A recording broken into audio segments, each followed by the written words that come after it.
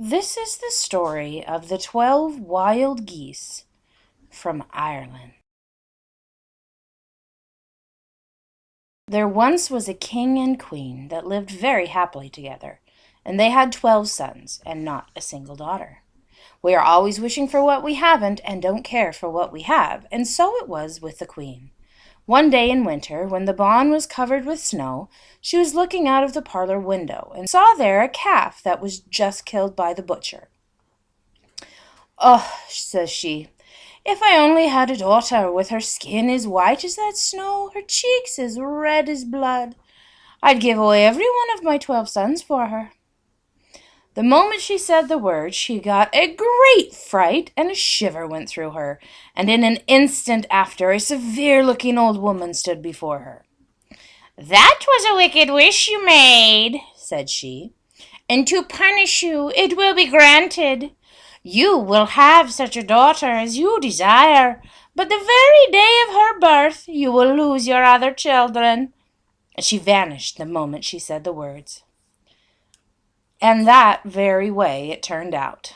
When she expected her delivery, she had her children all in a large room of the palace with guards all around it, but the very hour her daughter came into the world, the guards, inside and outside, heard a great whirling and whistling, and the 12 princes were seen, flying, one after another, out through the open window, and away like so many arrows over the woods. Well, the king was in great grief for the loss of his sons, and I'm sure you can imagine he would have been fit to be tied with his wife if he only knew that she was much to blame for it. Everyone called the little princess Snow White and Rose Red on account of her beautiful complexion. She was the most loving and lovable child that could be seen anywhere.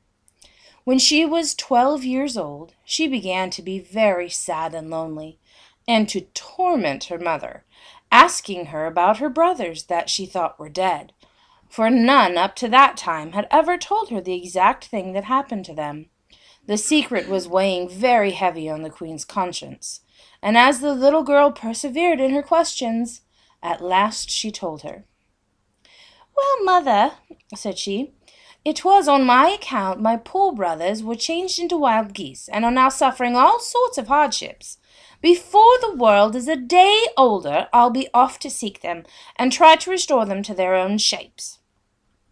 The king and queen had her well watched, but all was of no use. The next night she was getting through the woods that surrounded the palace, and she went on and on that night, until the evening of next day.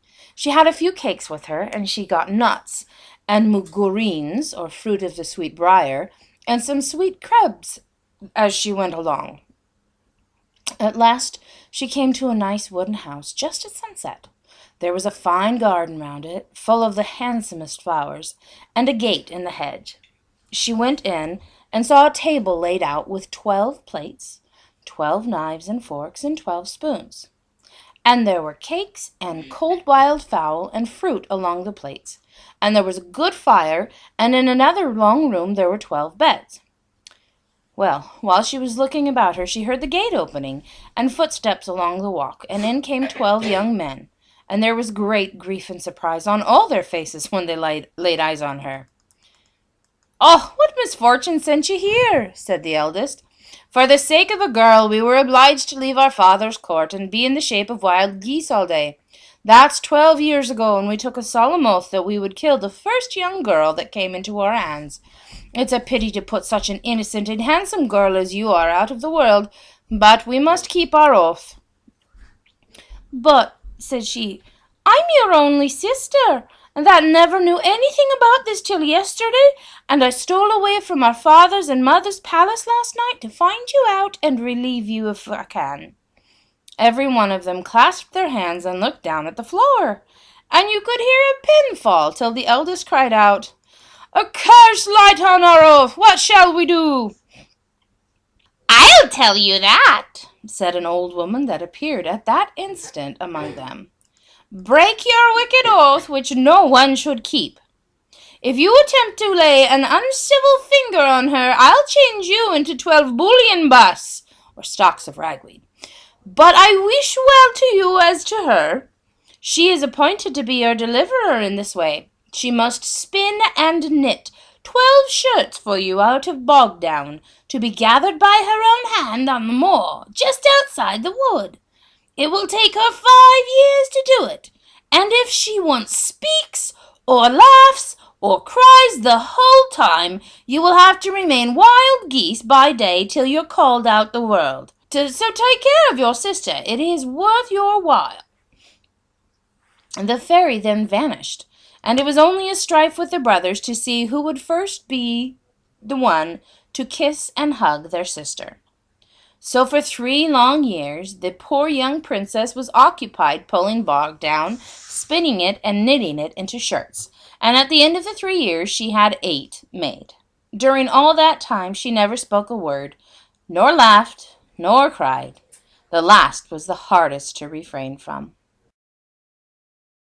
One fine day she was sitting in the garden spinning, when in sprung a fine greyhound, and bounded up to her, and laid his paw on her shoulder, and licked her forehead and her hair. The next minute a beautiful young prince rode up to the little garden gate, took off his hat, and asked for leave to come in. She gave him a little nod, and in he walked. He made ever so many apologies for intruding, and asked her ever so many questions, but not a word could he get out of her. He loved her so much from the first moment that he could not leave her till he told her he was a king of a country just bordering on the forest, and he begged her to come home with him and be his wife. She couldn't help loving him as much as he did her, and though she shook her head very often and was very sorry to leave her brothers, at last she nodded her head and put her hand in his. She knew well enough that the good fairy and her brothers would be able to find her out. But before she went, she brought out a basket holding all of her bog down, and another holding the 8 shirts. The attendants took charge of these, and the prince placed her before him on his horse. The only thing that disturbed him while riding along was the displeasure his stepmother would feel at what he had done. However, he was full master at home, and as soon as he arrived he sent for the bishop, got his bride nicely dressed, and the marriage was celebrated, the bride answering by signs. He knew by her manners she was of high birth, and no two could be fonder of each other. The wicked stepmother did all she could to make mischief, saying she was sure she was only a woodman's daughter, but nothing could disturb the young king's opinion of his wife. In good time the young queen was delivered of a beautiful boy, and the king was so glad he hardly knew what to do for joy. All the grandeur of the christening and the happiness of the parents tormented the bad woman more than I can tell you, and she determined to put a stop to all their comfort. She got a sleeping posset given to the young mother, and while she was thinking how she could best make away with the child, she saw a wicked-looking wolf in the garden, looking up at her and licking his chops. She lost no time, but snatched the child from the arms of the sleeping woman and pitched it out. The beast caught it in its mouth and was over the garden fence in a minute. The wicked woman then pricked her own fingers and dabbled the blood round the mouth of the sleeping mother. Well, the young king was just then coming into the big barn from hunting, and as soon as he entered the house she beckoned to him, shed a few crocodile tears, and began to cry and wring her hands, and hurried him along the passage to the bedchamber. Oh, wasn't the poor king frightened when he saw the queen's mouth bloody and missed his child? It would take 2 hours to tell you the devilment of the old queen, the confusion and fright and grief of young king and queen, the bad opinion he began to feel of his wife, and the struggle she had to keep down her bitter sorrow and not give way to it by speaking or lamenting. The young king would not allow anyone to be called, and ordered his stepmother to give out that the child fell from the mother's arms at the window, and that a wild beast ran off with it. The wicked woman pretended to do so, but she told underhand to everyone she spoke to what the king and herself saw in the bedchamber. The young queen was the most unhappy woman in the 3 kingdoms for a long time, between sorrow for her child and her husband's bad opinion. Still she neither spoke nor cried, and gathered bog down and went on with the shirts. Often the 12 geese would be seen lighting on the trees in the park or on the smooth sod, looking in at her windows. So she worked on to get the shirts finished, but another year was at an end, and she had the 12th shirt finished except one arm when she was obliged to take to her bed, and a beautiful girl was born. Now, the king was on his guard, and he would not let the mother and child be left alone for a minute. But the wicked mother-in-law bribed some of the attendants, set others to sleep, gave the sleepy posset to the queen, and had a person watching to snatch the child away and kill it. But what should she see but that same wolf in the garden, looking up and licking his chops again? Out went the child, and away with it flew the wolf, and she smeared the sleeping mother's mouth and face with blood, and then roared and bawled and cried out to the king and to everybody she met, and the room was filled, and everyone was sure the young queen had just devoured her own babe. The poor mother thought her life would leave her. She was in such a state she could neither think nor pray, but she sat like a stone and worked away at the arm of the 12th shirt. The king was for taking her to the house in the wood where he found her, but the stepmother and the lords of the court and the judges would not hear of it, and she was condemned to be burned in the big bawn at 3 o'clock the same day. When the hour drew near, the king went to the farthest part of his palace, and there was no more unhappy man in his kingdom at that hour. When the executioners came to and led her off, she took the pile of shirts in her arms. There were still a few stitches wanted, and while they were tying her to the stake, she still worked on. At the last stitch, she seemed overcome and dropped a tear on her work, but the moment after, she sprang up and shouted, "I am innocent! Call my husband!" The executioners stayed their hands, except one wicked-disposed creature, who set fire to the faggot next to him, and while all were struck in amaze, there was a rushing of wings, and in a moment the 12 wild geese were standing around the pile. Before you could count 12, she flung a shirt over every bird, and there in the twinkling of an eye were 12 of the finest young men that could be collected out of 1,000.